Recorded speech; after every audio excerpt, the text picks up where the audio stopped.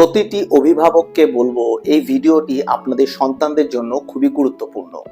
একটি কথা আপনাদেরকে প্রথমে মানতে হবে, সেটি হচ্ছে বাচ্চাদেরও অবসাদ হয়, বাচ্চাদেরও মানসিক চাপ হয়। তারা বাচ্চা মানে তাদের কোনো মানসিক চাপ থাকতে পারে না, তাদের কোনো অবসাদ হতে পারে না, বা তাদের কোনো সমস্যাই হতে পারে না, এটা ভাবা কিন্তু খুবই ভুল।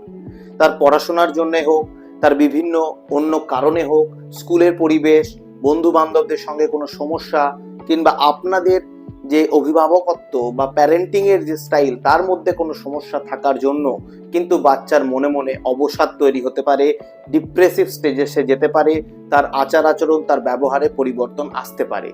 এছাড়াও দেখা যেতে পারে সে অমনোযোগী হয়ে যাচ্ছে, সে চুপচাপ থাকছে, সে কারোর সাথে মিশতে চাইছে না, এরকম সিমটমও দেখা দিতে পারে।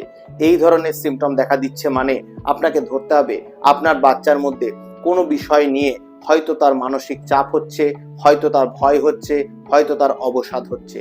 এরকম অবস্থাতে তার সাথে বকাবকি করা, তাকে চাপ দেওয়া বা তার চাপকে অনিচ্ছাকৃতভাবেই না বাড়িয়ে আপনাদেরকে একজন মনোবিদের কাছে যেতে হবে, আপনার বাচ্চাকে নিয়ে তার সাথে পরামর্শ আলোচনা করতে হবে।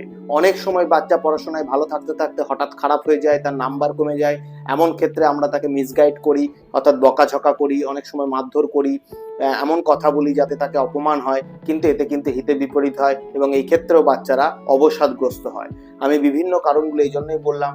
কারণ হচ্ছে যে বাচ্চাদের মধ্যে অবসাদ হওয়ার, বাচ্চাদের মন খারাপ হওয়ার, বাচ্চাদের ভয় হওয়ার অনেক কারণ রয়েছে।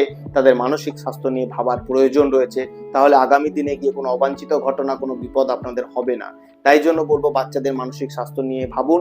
কোনো সমস্যা হলে অবশ্যই একজন চাইল্ড কাউন্সিলর বা সাইকোলজিস্টের সাথে যোগাযোগ করুন।